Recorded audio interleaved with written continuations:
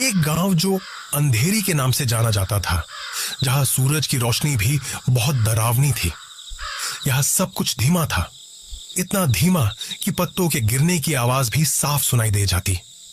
गांव के बीचों बीच एक पुराना पीपल का पेड़ था, जिसके नीचे अक्सर बूढ़े बुजुर्ग बैठकर कहानियां सुनाया करते थे।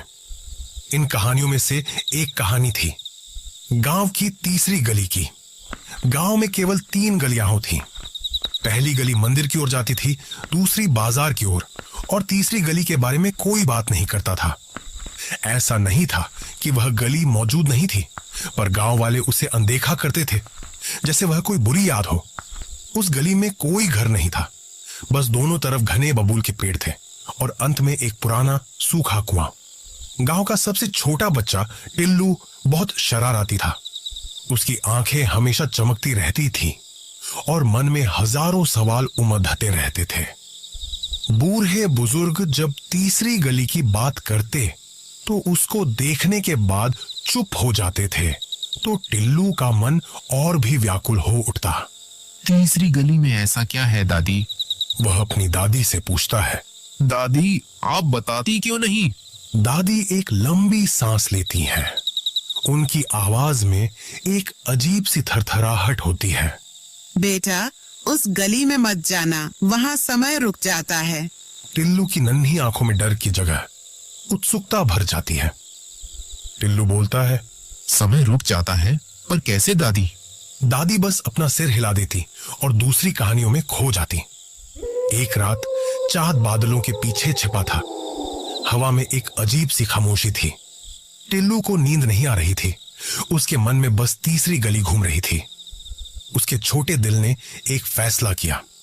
वह धीरे से उठा, दरवाजा खोला और चुपचाप अंधेरी रातों के आंचल में समा गया। उसकी पतली सी परछाई गांव की कच्ची सड़कों पर नाचती हुई आगे बढ़ी।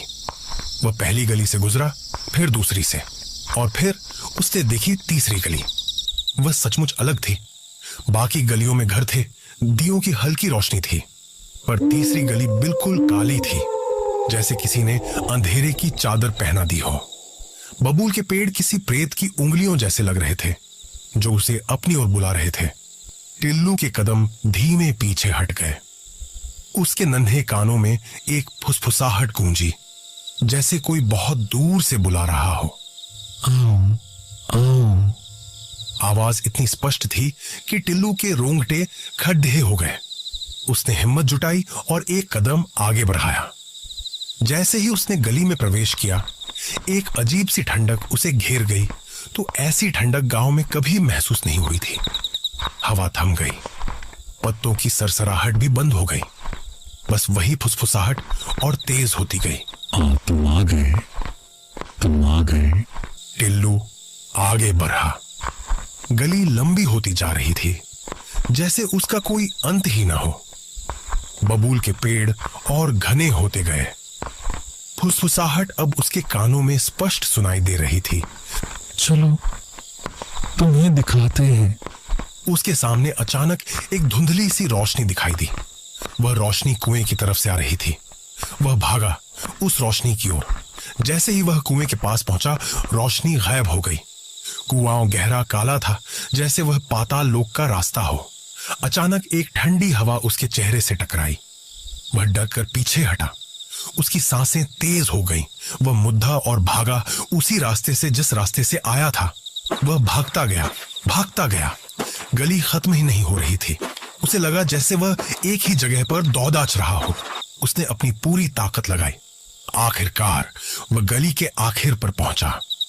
उसकी सांस फूल रही थी। वह गांव में वापस आ गया था। उसने अपने घर की तरफ देखा। वहां दिया जल रहा था। वो दौड़ डाकर अपने घर की ओर गया और दरवाजा खटखटाया। दरवाजा खुला। उसकी दादी खड़ी थी, उन्हीं पुरानी आंखों से उसे देख रही थी। टिल्लू, कहाँ गए थे बेटा? रात भर जागे हो क्या? दादी, मैं तीसरी गली में गया था। दादी ने उसे प्यार से देखा और धीरे से मुस्कुराई। बेटा, तुम अभी अभी तो सोए थे। अभी तो आधी रात भी नहीं हुई। टिल्लू ने घड़ी देखी। सचमुच अभी रात के 12 बजे थे। वह तो कुछ देर पहले ही उठा था, पर उसे लगा कि वह घंटों भागा है। क्या यह एक सपना था? उसने अपनी दादी को देखा। उनके चेहरे पर वही शांत भाव था। वह बिस्तर पर गया और तुरंत सो गया। अगली सुबह सूरज की रोशनी से गांव जगमगा रहा था। टिल्लू उठा और नाश्ता करने बैठा। उसकी दादी ने पूछा, कैसी नींद आई बेटा? ठीक थी दादी। लेकिन उसके मन में अभी भी रात की घटना घूम रही थी। वह थोड़ा सहमा हुआ था। शाम को टिल्लू बाहर खेलने गया। वह खेलते खेलते गांव के किनारे तक पहुंच गया। उसने देखा वही तीसरी गली। उसके मन में एक अजीब सी बेचैनी हुई। वह वापस घर की ओर लौटा, पर तभी उसके कानों में वही धीमी आवाज गूंजी, आओ आओ। टिल्लू ने गर्दन घुमाई। कोई नहीं था, पर आवाज स्पष्ट थी। वह समझ गया वह रात का अनुभव कोई सपना नहीं था। उस रात फिर चांद बादलों के पीछे छिपा था। हवा में वही अजीब सी खामोशी थी। टिल्लू को नींद नहीं आ रही थी। उसके मन में बस तीसरी गली घूम रही थी।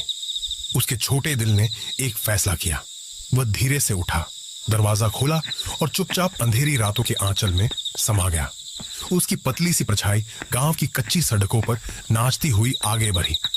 वह पहली गली से गुजरा, फिर दूसरी से, और फिर उसने देखी तीसरी गली। वह सचमुच अलग थी। बाकी गलियों में घर थे, दियों की हल्की रोशनी थी, पर तीसरी गली बिल्कुल काली थी, जैसे किसी ने अंधेरे की चादर पहना दी हो। बबूल के पेड़ किसी प्रेत की उंगलियों जैसे लग रहे थे, जो उसे अपनी ओर बुला रहे थे। उसने हिम्मत जुटाई और एक कदम आगे बढ़ाया। जैसे ही उसने गली में प्रवेश किया, एक अजीब सी ठंडक उसे घेर गई। हवा थम गई। पत्तों की सरसराहट भी बंद हो गई। बस वही आवाज और तेज होती गई, तुम आ गए, तुम आ गए। और फिर से कहानी वहीं से शुरू हुई जहां से कल रात खत्म हुई थी। टिल्लू फिर उसी तीसरी गली के चक्रव्यूह में फंस गया था, जहां समय रुक जाता था और एक ही रात बार बार दोहराई जाती थी, हमेशा के लिए। और गांव में बूढ़े बुजुर्ग आज भी कहते थे, गांव की तीसरी गली में मत जाना, वहां समय रुक जाता है। ये कहानी आपको कैसी लगी? अगर अच्छी लगी हो तो हमारे चैनल को सब्सक्राइब कीजिए और इस वीडियो को एक लाइक जरूर कर दीजिएगा।